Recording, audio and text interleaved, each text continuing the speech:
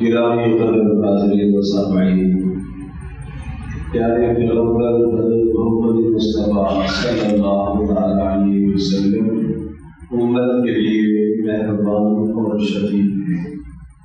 جس طرح سے ایک باپ اپنی اولاد کے ساتھ مہربان ہوتا ہے، ایک ماں اپنی اولاد کے ساتھ مہربان ہوتی ہے، اور باپ بھی شفقت کرتا ہے، اولاد بھی ماں باپ کے ساتھ حسن سلوک کرتی ہے، ماں بھی اپنی اولاد کے ساتھ پیار اور شفقت اور محبت اور ہمدردی والا طریقہ اختیار کرتی ہے، اولاد بھی اپنی ماں کے ساتھ حسن سلوک اور اطاعت اور فرمانبرداری کو بجا لاتی ہے۔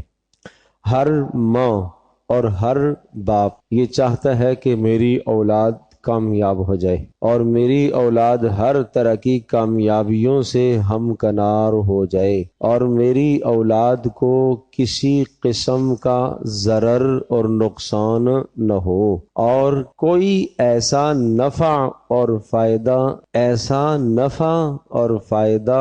نہ چھوٹ جائے جس سے میری اولاد فائدہ حاصل نہ کرے۔ ایک ہے باپ کا اپنی اولاد کے ساتھ پیار، اور باپ کی اپنی اولاد کے ساتھ شفقت، اور ایک ہے محمد رسول اللہ صلی اللہ تعالی علیہ وسلم کا اپنی امت کے ساتھ پیار اور اپنی امت کے ساتھ شفقت۔ عمومی طور پر رسول اللہ صلی اللہ تعالی علیہ وسلم نے جو احکامات ہمیں دیے ہیں وہ سارے وقتوں میں، سارے زمانوں میں اور ہر وقت کرنے کے اعمال ہیں، لیکن کچھ اعمال ایسے ہیں جن اعمال کا تعلق خاص وقت کے ساتھ ہے، کچھ اعمال ایسے ہیں جن اعمال کا تعلق کسی خاص جگہ کے ساتھ ہے، اور مزید یہ کہ کچھ اعمال ایسے ہیں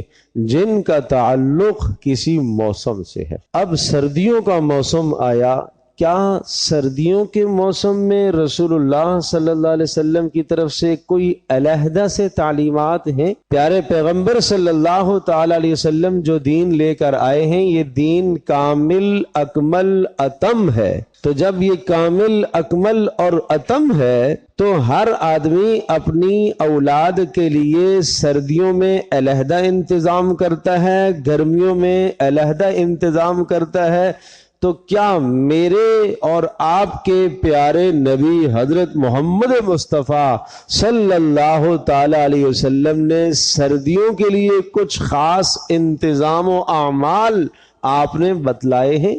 گرمیوں کے لیے کچھ خاص اعمال اور آپ نے اہتمام اور انتظام کیا ہے؟ جی ہاں، پیارے نبی صلی اللہ تعالی علیہ وسلم نے موسم سرما سے متعلق چند اہم باتیں ذکر فرمائی ہیں۔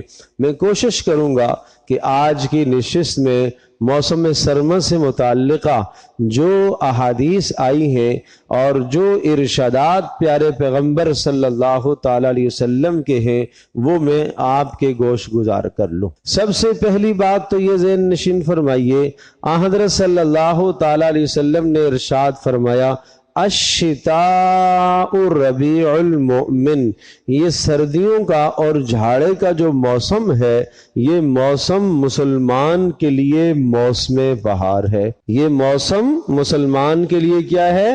موسم بہار ہے۔ موسم بہار میں کیا ہوتا ہے؟ ہر طرف سبزہ ہی سبزہ ہوتا ہے، ہر طرف پھول ہی پھول ہوتے ہیں، اور انسان اپنی صحت کے لیے ہر طرف سے انتظامات دیکھتا ہے۔ پھولوں کو دیکھنا وہ بھی فائدہ ہے، پاس بیٹھ کر خوشبو سونگھنا وہ بھی فائدہ ہے، اس باغیچے میں چہل قدمی کرنا وہ بھی فائدہ ہے، اور وہاں صبح سویرے جا کر ٹھنڈی ٹھنڈی ہوائیں اور باد صبا کو لینا وہ بھی انسان کے لیے کیا ہے؟ فائدہ ہی فائدہ ہے۔ گویا کہ موسم بہار میں ہر طرف انسان کی صحت کے لیے فائدے ہی فائدے ہوتے ہیں۔ پیارے پیغمبر صلی اللہ علیہ وسلم نے ارشاد فرمایا کہ جب یہ سردیوں کا موسم آتا ہے تو اس میں مسلمان کے لیے نیکی کے بڑے مواقع ہوتے ہیں. جیسے بہار میں انسان کی صحت کے لیے اور صحت کی تندرستی کے لیے بہت سارے مواقع ہوتے ہیں، اسی طرح سے اس موسم کے اندر ایک مسلمان کے لیے بھی بے شمار اور بہت زیادہ نیکی کرنے کے مواقع ہیں. اس لیے اس کو رسول اللہ صلی اللہ علیہ وسلم نے کیا ارشاد فرمایا کہ یہ سردیوں کا موسم مومن کے لیے کیا ہے؟ بہار ہے. یہ سردیوں کا موسم مومن کے لیے کیا ہے جی؟ بہار ہے. ہاں، تو آپ سب میری بات سن رہے ہیں اور خوب توجہ کے ساتھ سنیں گے اور جاگ کر کے سنیں گے تو انشاءاللہ اللہ نے چاہا تو یہ نشست اور یہ مجلس ہمیں فائدہ دے گی. پہلا عمل آپ نے بتایا اور پہلی بات یہ ارشاد فرمائی، آپ نے فرمایا قصور نہارہ فصام. موسم سرما میں کیا ہوتا ہے؟ دن مختصر ہو جاتا ہے تو مسلمان کے لیے روزہ رکھنا آسان ہو جاتا ہے. دن مختصر ہو جاتا ہے تو روزہ رکھنا آسان ہو جاتا ہے. جو قضائیں ہیں روزوں کی وہ سب سردیوں کے موسم میں آسانی سے بندہ ادا کر لیتا ہے. اور مزے کی بات یہ ہے کہ ایسا نہیں ہے کہ جو گرمیوں کا روزہ تھا وہ روزہ رکھنے کا زیادہ ثواب تھا اور سردی کا روزہ رکھنے میں وہ زیادہ ثواب نہیں ہے. رمضان گرمیوں میں آ گیا تو جناب لمبے لمبے روزے اور سردیوں میں رمضان آ گیا تو مختصر روزے، لہذا ان مختصر روزوں کا ثواب اللہ تھوڑا دے گا؟ نہیں، اللہ کے یہاں ایسا نہیں. تو ایک تو یہ بتایا کہ اس میں مسلمان آدمی کیا کر سکتا ہے؟ بولو، روزے رکھ سکتا ہے. پیارے نبی صلی اللہ علیہ وسلم پیر کا روزہ رکھتے تھے ہمیشہ، سردی گرمی میں. چلو ہم ہمیشہ نہیں رکھ سکتے، آئیے ہم سردیوں میں پیر کے روزے کا اہتمام کریں. جمعرات کا روزہ رسول اللہ صلی اللہ علیہ وسلم رکھا کرتے تھے، آئیے ہم بھی جمعرات کے روزے کا اہتمام کریں. نمبر 3، ایام 20 کے روزوں کا آپ اہتمام فرمایا کرتے تھے. چاند کی 13ویں 14ویں 15ویں یہ 3 ایام 20 کہلاتے ہیں. ان ایام میں روزے رکھا کرتے تھے. تو اگر ہم ہر پیر کے روزے کا اہتمام کر لیں، مہینے میں 4 پیر آگے، ہر مہینے میں جمعرات کے روزے کا اہتمام کر لیں تو کتنی جمعراتیں؟ عام طور پر 4 جمعراتیں آ گئیں تو 4 اور 4 8 ہو گئے اور 3 روزے آگے ایام 20 کے. اگر ایام 20 پیر اور جمعرات کو نہیں کسی اور دن کو آ رہے تو جناب 3 روزے وہ ہو گئے تو 8 اور 3 کتنے ہو گئے جی؟ 11 روزے ایک مہینے میں آپ رکھ لیں گے اور یہ 11 یہ اللہ کے پاس محفوظ ہو گئے. جب قیامت کے دن میرے اور آپ کے فرضی روزوں کا حساب ہوگا اس وقت جو فرض روزے میں کمی ہوگی وہ اس نفل سے پوری کر دی جائے گی. اللہ اکبر، اللہ اکبر، اللہ اکبر. میرے عزیز دوستو، اس دن جو کمی ہوگی، اللہ مجھے بھی اور آپ کو قیامت کے دن کی کمی سے بچائے. ہمارے اعمال کم پڑ جائیں، اللہ ہماری حفاظت فرمائے، اللہ ہماری حفاظت فرمائے. عمل کی کمی ہو جائے گی، ماں اماں ایک نیکی تو دے دے، اماں نہیں دے گی. ابا جی آپ ایک نیکی تو دے دیں. سردیوں میں گرمیوں میں آپ نے میرے لیے لباس کا انتظام کیا، گرمیوں میں آپ نے اے سی کا انتظام کیا تھا، آج جہنم کی گرمی سامنے ہے، آج سورج سوا نیزے پر ہے، آج زمین آگ اگل رہی ہے. ابا حضور ایک نیکی دیجئے. ابا کہے گا نفسی نفسی، نہیں بیٹا آج میں بچ جاؤں.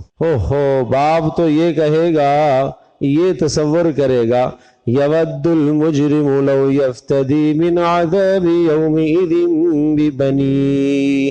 کیا کہے گا؟ اے اللہ آج میری ماں، اے اللہ آج میرا خاندان، اے اللہ آج میری اولاد، ومن فی الارض جمیعا، زمین کے اندر رہنے والے جتنے بھی ہیں سارے کے سارے، اے اللہ میرا قبیلہ، میرا کنبہ، میری اولاد، میرا سونا چاندی، میرا مال و دولت، میرے بچے بھی لے لے اور صرف یہی نہیں، اے اللہ زمین کے اوپر جتنے بھی انسان ہیں سارے لے لے، لیکن اے اللہ مجھے عذاب سے بچا لے، مجھے عذاب سے بچا لے۔ کلا، کہا نہیں ایسا نہیں ہو سکتا، انہا لظا، وہ دہتی آگ تمہیں نظر آئے گی، وبرزت الجحیم لمن یرا، جہنم سامنے کھڑی ہوگی نظر آئے گی، وبرزت الجحیم تکاد تمیز من الغیظ کلما القی فیہا فوج سألہم خزنتها الم یأتکم نذیر، غصے سے پھٹ رہی ہوگی جہنم، اور جب بھی اس میں کوئی آدمی ڈالا جائے گا تو جہنم کا دروغہ پوچھے گا الم یأتکم نذیر، تجھے کسی نے بتایا نہیں تھا؟ تجھے کسی نے قرآن کی آیت نہیں سنائی تھی؟ سردیوں کے احکام تجھے کسی نے نہیں بتائے تھے؟ گرمیوں کے مسائل تجھے کسی نے نہیں سکھائے تھے؟ صبح فجر کی نماز کے لیے بستر چھوڑ کر آنا تجھے کسی نے نہیں سمجھایا تھا؟ قالوا بلا قد جاءنا نذیر، وہ کہے گا ہاں یہ ہوا تھا، مولوی صاحب نے بتایا تھا، کہنے والوں نے کہا تھا، ممبر سے یہ بات سنی تھی، پھر کیا ہوا؟ فکذبنا وقلنا، بس جھٹلا بیٹھا انکار کر دیا، اور میں نے کہا نہیں کچھ نہیں ہوگا۔ ربنا غلبت علینا شقوتنا وکننا قوما ضالین، اے اللہ بدبختی غالب آ گئی، اے اللہ بدبختی غالب آ گئی ہے، الم تکن آیاتی تتلا علیکم فکنتم بہا تکذبون، کیا میری آیتیں میرے احکام تیرے پاس نہیں آئے تھے؟ یہ مکالمہ ہوگا اللہ کا بندے سے، بتا تجھے زندگی نہیں دی تھی، تجھے جوانی نہیں دی تھی، تجھے مال نہیں دیا تھا، تجھے حسن و جمال نہیں دیا تھا، کیا کیا تو نے؟ سوائے اس کے کیا جواب ہوگا؟ غلبت علینا شقوتنا، بدبختی غالب آ گئی، وکننا قوما ضالین، گمراہی پر چل پڑا تھا، دوستوں کے کہنے پر گمراہی پر چل پڑا تھا، ماحول ایسا تھا گمراہی پر چل پڑا تھا۔ اللہ اکبر۔ سوال کرے گا ربنا اخرجنا، اے اللہ ایک بار واپس بھیج دے دنیا میں، فإن عدنا، اے اللہ ہمیں دنیا میں بھیج دیجئے، دنیا میں تو نے بھیجا تو نیک اعمال کر کے آؤں گا۔ اللہ جواب میں کہے گا تیری فطرت، تیرے مزاج میں نافرمانی ہے، اگر تجھے دوبارہ دنیا میں لوٹا دیا جائے پھر بھی تو نے وہی حرکتیں، وہی گناہ کرنے، کیوں؟ اس لیے کہ اس دنیا میں کتنی بار اللہ نے تجھے پکڑا ہے، اللہ نے تجھے گرفت میں لیا ہے، عذاب کی شکلیں آئی ہیں اور تو نے دعائیں مانگی ہیں کہ یا اللہ اس عذاب کو ہٹا دے، اس مصیبت کو ہٹا دے، میں انسان، میں صحیح ہو جاؤں گا، میں صالح اور نیک بن جاؤں گا، لیکن جب رب نے اس تکلیف اور پریشانی کو ہٹایا تو پھر واپس تو گناہ میں چلا گیا، پھر تو گناہ کے دلدل میں چلا گیا۔ کیوں؟ تیری فطرت ہی ایسی ہے، تیرا مزاج ہی ایسا ہے، تیری عادت ہی ایسی ہے۔ آج کوئی واپس لوٹنا نہیں ہوگا، چیخو، چلاؤ، ہنگامہ کرو، شور کرو، آج کوئی سننے والا نہیں ہے۔ وہ جہنم کے دروغہ، وہ فرشتے کانوں سے بہرے، آنکھوں سے اندھے، نہ کسی کو دیکھ سکے، نہ کسی کی بات سن سکے، اور نہ ان کے دل میں کوئی رحم سے بھی وہ خالی، وہ سزاؤں پر مسلط ہوں گے۔ اللہ میری اور آپ کی حفاظت فرمائے۔ تو میں بات یہ عرض کر رہا تھا کہ آپ نے ارشاد فرمایا قصر نہارہ فصاما، دن چھوٹا ہو گیا، سردیوں میں دن چھوٹا ہو جاتا ہے، بندے کو روزہ رکھ لینا چاہیے، پیر جمعرات کا روزہ رکھ لینا چاہیے۔ کیوں روزہ رکھ لینا چاہیے؟ نفلی روزوں کا اہتمام کرنا چاہیے۔ یہ روزے کیا ہوں گے؟ یہ فرض روزوں کی کمی کو پورا کریں گے۔ کمی دو طرح کی ہوتی ہے میرے عزیزو، دو طرح کی کمی ہوتی ہے، عدد کی کمی، کیفیت کی کمی۔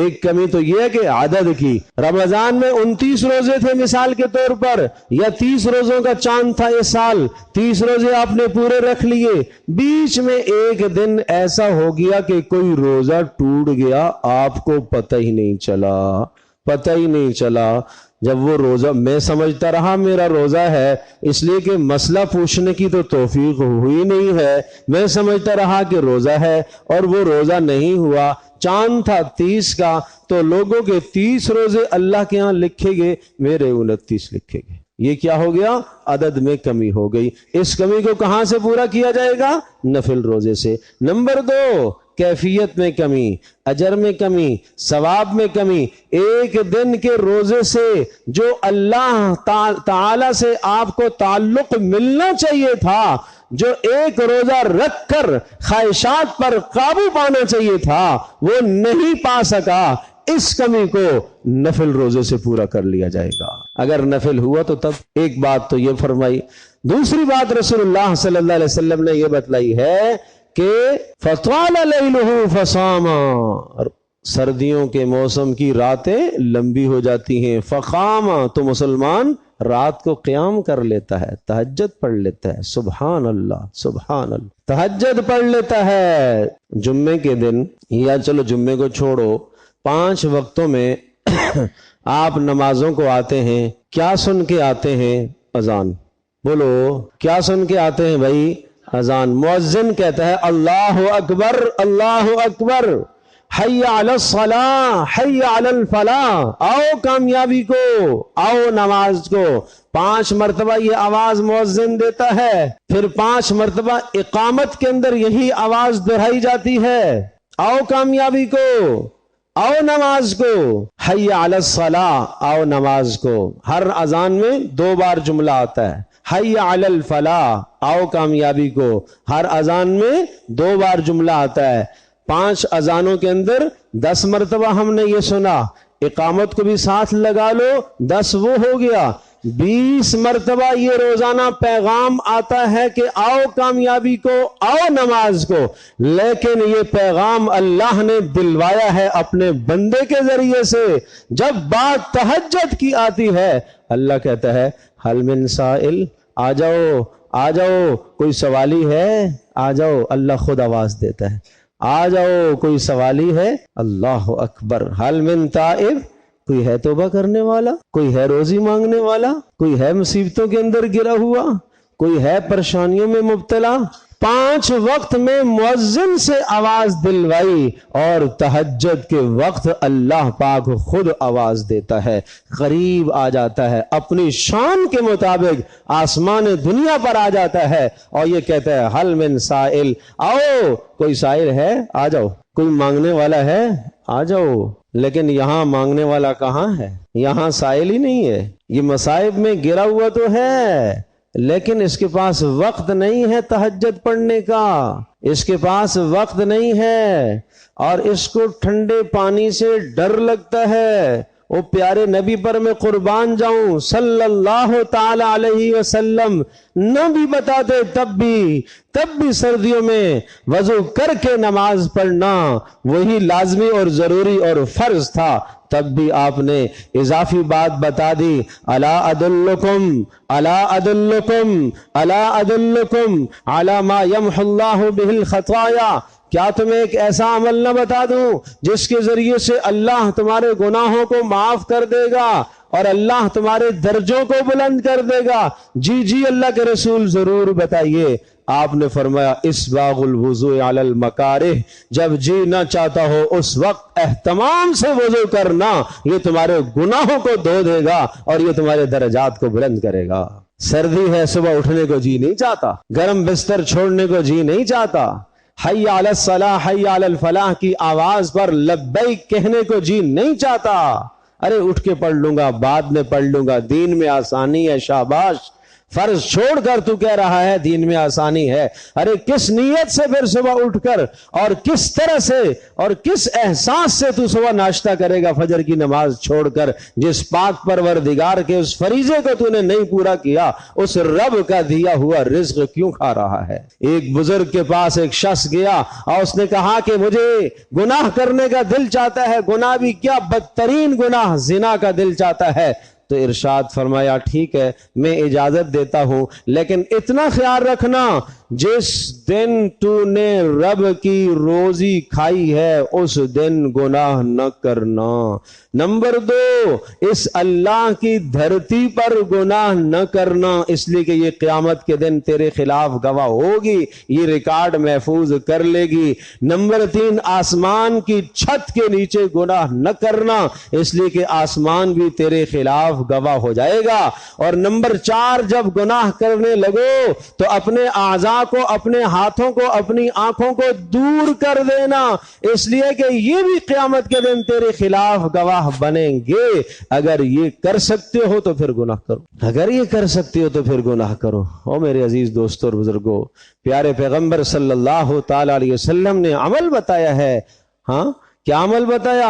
آؤ تمہیں ایک ایسا عمل بتاؤں کہ جس سے تمہارے گناہ معاف ہوں گے، تمہارے درجے بلند ہوں گے۔ کیا عمل ہے؟ اسباغ الوضوء علی المکارہ، جب جی نہ چاہے اس وقت وضو کرنا، مکمل کر کے وضو کرنا، پانی ٹھنڈا ہے تب بھی وضو کرنا، گرم ہے تب بھی وضو کرنا، وضو کر کے نماز ادا کرنا، تہجد کی نماز کو ادا کرنا۔ اللہ دیکھ رہا ہے یہ بندہ تہجد میں کس لیے اٹھا ہے، نہ اس کا باپ دیکھ رہا، نہ اس کی ماں دیکھ رہی، نہ اس کا کنبہ قبیلہ خاندان دیکھ رہا، یہ صرف مجھے راضی کرنے کے لیے میرے دربار میں آیا ہے۔ تو اللہ تو کہتا ہے میں قدردان ہوں، میں قدردان ہوں، میں تیرے اٹھنے کی قدر کروں گا، میں تیرے وضو کرنے کی قدر کروں گا، میں تیرے نرم و نازک بستر کے چھوڑنے کی قدر کروں گا، تو فکر نہیں کر۔ اللہ تبارک تعالی تہجد میں آپ سے ہم کلام ہوگا۔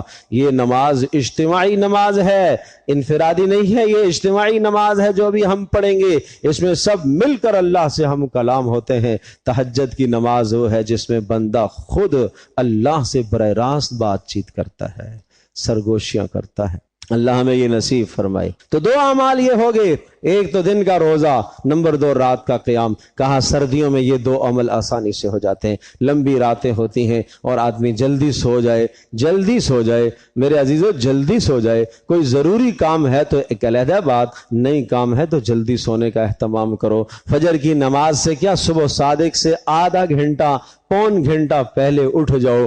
اب اللہ کی طرف سے آوازیں لگ رہی ہیں، کوئی ہے سائل، کوئی ہے مسترزق، رزق مانگنے والا، کوئی ہے ہدایت طلب کرنے والا، جس کی اولاد نافرمان ہے، کوئی ہے آئے تڑپ تڑپ کر مانگے مجھ سے، میں عطا کروں گا، میں اسے دوں گا۔ تو اس لیے اس وقت کو ضائع نہ کرو، اس وقت کو ضائع نہ کرو۔ تیسری بات رسول اللہ صلی اللہ علیہ وسلم کی تعلیمات سے سردیوں کے موسم کے متعلق ہمیں یہ ملی ہے۔ آپ صلی اللہ علیہ وسلم نے ارشاد فرمایا کہ من کسا، جس شخص نے کسی آدمی کو کپڑا پہنا دیا اور اللہ تبارک تعالیٰ کی رضا کے لیے کپڑا پہنا دیا، اللہ تبارک تعالیٰ کساہ اللہ بردن من الجنہ، اللہ اس کو جنت کا لباس عطا کرے گا۔ تو سردیوں میں ہر کوئی اپنے لیے گرم کپڑے خریدتا ہے، یہاں بہرحال اتنی شدید بھی سردی نہیں ہے پھر بھی خریدتا ہے۔ ایسا کیوں نہ کر لیا کریں کہ اگر سردیوں میں ہم نے خریدا ہے، اور ہمارے ہاں اس شہر کے اندر سردی حد کر دی تو 3 ماہ، اتنا مختصر قلیل حصہ سردی کا ہوتا ہے۔ جب سردی کا سیزن نکل گیا بھائی وہ سردیوں کا مال سارا صدقہ کر دو، ایسے علاقوں میں بھیج دو جہاں سال کے 6-8 ماہ سردی رہتی ہے، ثواب ہے نا۔ یا آپ نے چیز خریدی، آپ 2 خرید لو، ایک اپنے لیے ایک صدقہ کرنے کے لیے۔ گھر کے اندر آپ نے جناب اس سال سردی میں 6 جوڑے خریدے، 6 جوڑوں کے ساتھ 7واں جوڑا ایک اور لے لو۔ 6 جوڑے ہم نے جناب گرم کپڑوں کے لیے ہیں اور ایک جوڑا صدقہ کرنے کی نیت سے لے لو، شاباش۔ سب کے سب گھر کے افراد اس میں اپنا اپنا پیسہ جتنا جتنا ہے ڈال دیں، تو اللہ پاک ہر ایک کو جنت میں ایک پورا جوڑا عطا کرے گا۔ کیا یہ حدیث آپ نے سنی ہے کہ نہیں سنی؟ مسجد میں جو ایک اینٹ بھی ہے، من بنا للہ مسجدا بنا اللہ لہ بیتا فی الجنہ، جو مسجد بنائے گا ایک چھوٹی سی، اللہ اس کے بدلے میں اس کے لیے جنت میں محل تیار کرے گا۔ یہاں تک کہ اگر پوری مسجد نہ بنا سکا، حصہ ہی ڈال دیا اس میں، تب بھی اس کے لیے جنت میں محل تیار ہو جائے گا۔ تو آپ اگر پورا کپڑا نہ دے سکے، कुछ हिस्सा आपने दे दिया, घर के 4-6 अफराद ने मिलकर एक सूट खरीद लिया, गरम सूट खरीद लिया, हाजतमंद को दे दिया, अल्लाह पाक सबको जन्नत में कपड़ा पहनाएगा। क्या ख्याल है भाई, ये काम करने का है कि नहीं? हाँ, ये करने का है। तो फिक्र आखिरत वेलफेयर की तरफ से अल्हम्दुलिल्लाह पूरे मुल्क के अंदर हम कोशिश करते हैं। पिछले दिनों हमारे यहाँ जहाँ क्लासें हमारी शाखें थी, उन शाखों में गिलगित स्टोर में हमारी एक शाख थी। गुज़िश्ता साल भी हमने गर्म कपड़े वहां भेजे थे, इस साल भी भेजने का इरादा है। और देखें, कोई जरूरी नहीं है कि मैं आपसे कह रहा हूं कि जनाब आप यहां ही दे। अरे भाई, जहां आपकी मर्जी है खुद जाके दो, जहां आपका इत्मीनान होता है, जहां आपका दिल ठुकता है, जहां आपको इत्मीनान है वहां। मेरा कहने का मकसद है कि आप काम करें। हाँ, काम का एक रुख, एक मरकज, एक जगह आपके लिए मुतय्यन है कि यहां अगर काम करना चाहें, आपकी इस मस्जिद जामा मस्जिद हनफिया छोटा गेट में अगर ये काम आप करना चाहें तो ये भी मौजूद। बहरहाल, नंबर 3, रसूलुल्लाह सल्लल्लाहु ताला अलैहि वसल्लम ने की तालीमात से जो तीसरा अमल हमें इस सर्दियों के महीने का मिलता है, हम सबको समझना चाहिए, हम सबको सीखना चाहिए। और हम, पहला मैंने कहा रोजा, दूसरा रात का क़याम, तीसरा गर्म कपड़े हो गए, और चौथा वजू का मुकम्मल करना है। और पांचवा अमल जब शदीद सर्दी लगे, तो हदीस पाक में ये आया है कि जब शदीद शिद्दत के साथ सर्दी लगे तो अल्लाह से ये दुआ मांगो, ऐ अल्लाह मैं जहन्नम का तबका ज़महरीर, उससे मैं पनाह चाहता हूं। ये क्या है? ये जहन्नम में एक तबका है ज़महरीर जो ठंडा होगा। आप समझते हो कि सिर्फ जहन्नम में आग ही है? अरे भाई, जहन्नम में कितने अजाब हैं। अल्लाह मेरी और आपकी, हम सब की, हमारी नस्लों की, हमारे माँ बाप की अल्लाह पाक हिफाजत फरमाए। तुम्हें नहीं मालूम वो क्या अजाब हैं अल्लाह के, तुम्हें नहीं मालूम वो क्या अजाब हैं। आग का एक अजाब है, भूख का इतना बदतरीन अजाब होगा, भूख का इतना बदतरीन अजाब होगा कि वो आग से भी ज्यादा सख्त होगा। प्यास का इतना बदतरीन अजाब होगा कि खोलता हुआ पानी पिएगा नहीं, उंडेल देगा अंदर। और उंडेलेगा क्या कि वो अंदर से अंतड़ियों को काटता हुआ पखाने के रास्ते से बाहर निकाल देगा। फसुकू माअन हमीमन फक़त्तअ अमआअहुम, सूरह मोहम्मद में देखिए, उसमें ये इरशाद फरमाया, हमीम खोलता हुआ पानी इसे दिया जाएगा और अंदर के सारे निजाम को काट के बाहर फेंक देगा, फिर भी मौत नहीं आएगी। अगर दुनिया में ऐसा हादसा इंसान के साथ हो जाए और अंदर का हिस्सा, कोई दिल, गुर्दा, कोई आंतड़ी, कोई मुतासिर हो जाए, तो इंसान की क्या है? मौत वाक़ई हो जाती है। वहां मौत का कज़िया ही खत्म है। जो पाक परवरदिगार इन आज़ा के होते हुए जिंदा रख सकता है, वह इन आज़ा के न होते हुए भी जिंदा रखने की कुदरत रखता है। अल्लाह अकबर, अल्लाह अकबर। अल्लाह मेरी और आपकी हिफाजत फरमाए। तो मैंने आपको आमाल बताए हैं सर्दियों के जमाने के आमाल करने के। नंबर 1, दिन को रोजा, इसलिए कि दिन मुख्तसर हो गया। नंबर 2, रात का क़याम, इसलिए कि रातें लंबी हो गई। और नंबर 3, गर्म कपड़ों का गुरबा के अपने लिए भी करना है, करो, गुरबा के लिए इंतजाम करना। नंबर 4, मुशक्कत के वक्त वजू करना, यह सर्दियों का खास अमल जिस पर अजर मिलता है। और नंबर 5, जहन्नम के तबका ज़महरीर से अल्लाह की पनाह चाहना। इसमें क्या है? उसमें सर्दी होगी। जब लोग गर्मी से झुलस जाएंगे, अल्लाह बहुत गर्मी है। दुनिया में जब गर्मी आती थी ना, तो फिर हम क्या करते थे? साहिल समंदर की तरफ भागते थे, वहां जाया करते थे, या अल्लाह यहाँ कोई सर्दी, कोई थोड़ी सी ठंडक का, जी अल्लाह पाक हुक्म देगा फरिश्तों को, ले जाओ इनको ज़महरीर में ले जाओ। ज़महरीर में जब ये पहुंचेंगे, यूं समझेंगे जैसे समंदर का साहिल है, इस तरह का ज़महरीर का तबका होगा। और इतनी ठंड होगी, उस सर्दी की वजह से इनके जिस्म खुद टूट जाएंगे, टुकड़े टुकड़े, हड्डियां टूट जाएंगी। और उस ज़महरीर के अंदर बड़े बड़े बिच्छू और सांप मौजूद होंगे जो इनको पकड़कर चबाएंगे और हड्डियों को ऐसा तोड़ेंगे जिस तरह से कुत्ता हड्डी चबाता है तो आवाज आती है, इस तरह से इसकी हड्डियां टूटेंगी और फिर वो बाहर फेंकेगा, फिर दोबारा जिस्म ठीक हो जाएगा, फिर चबाएगा, फिर जिस्म ठीक हो जाएगा, फिर चबाएगा, फिर जिस्म ठीक हो जाएगा। ये मुसलसल अजाब होगा। या अल्लाह, ये इतना बदतरीन अजाब क्यों दे रहा है? کیوں دے رہا ہے؟ اب بات سمجھنے کی ہے. یہ عذاب اس لیے اتنا سخت ہو رہا ہے، اس لیے اتنا سخت عذاب ہو رہا ہے کہ تو دنیا کے اندر مسلمان مردوں کو اور مسلمان عورتوں کو اذیت اور تکلیف دیا کرتا تھا. یہ اس تکلیف کا بدلہ ہے. اللہ ہماری حفاظت فرمائے. پھر شریعت میں سہولیات کتنی خوبصورت ہے، کتنی خوبصورت سہولیات اللہ پاک نے عطا فرمائی ہیں. ایک سہولت ہے گرم پانی سے وضو کرنے کی اجازت ہے. اگر اللہ پاک کہتا نہیں گرم پانی سے وضو کرنے کی اجازت نہیں ہے، اگر حدیث آ جاتی کہ گرم پانی سے وضو کرنے کی اجازت نہیں ہے، پھر ٹھنڈے سے کرنا فرض ہوتا، لازمی ہوتا. ایک سہولت اسلام میں یسر ہے، سہولت ہے. اچھا، نمبر دو دوسری بات یہ ہے کہ موزوں کا استعمال.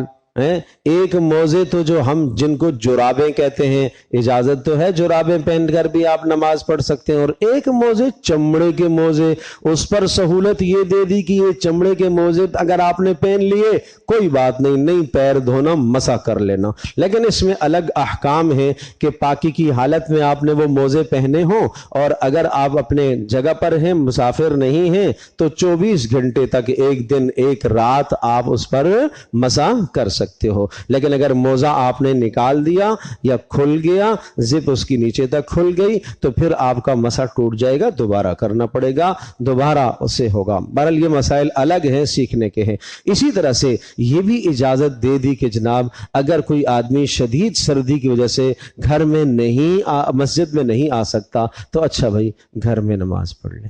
شدید ٹھنڈ کی وجہ سے نہیں آ سکتا تو کیا کر لے؟ جو اللہ کی دی ہوئی سہولیات ہیں ان کو استعمال کیا کرو. اللہ کی دی ہوئی سہولت کو کوئی استعمال نہیں کرتا. نہیں آ سکتا تھا، یہاں تک کہ نہیں آ سکتا تھا، زبردستی آیا مسجد میں، بیمار پڑ گیا، یہ کوئی اچھا کام اس نے نہیں کیا. ایک اور بات بتاؤں، اسی طرح سے شدید ترین کڑاکے کی سردی ہے، گرم پانی کا انتظام اس کے پاس نہیں ہے، گرم پانی کا انتظام نہیں ہے، وضو کرنا ہے، لیکن اس کو اندازہ ہو رہا ہے کہ اگر وضو کروں گا تو بیماری میری بڑھ جائے گی، بیمار اور پڑ جاؤں گا، یا میں نہاؤں گا اس حالت میں بیمار پڑ جاؤں گا. تو شریعت نے اجازت دی ہے کہ اگر آپ کو یہ خدشہ ہے کہ میری جان چلی جائے گی، شدید بیمار پڑ جاؤں گا، تو کوئی بات نہیں ہے، پانی ٹھنڈا ہے، گرم کرنے کا انتظام نہیں ہے آپ کے پاس، تو کیا کر لو؟ تیمم کر لو.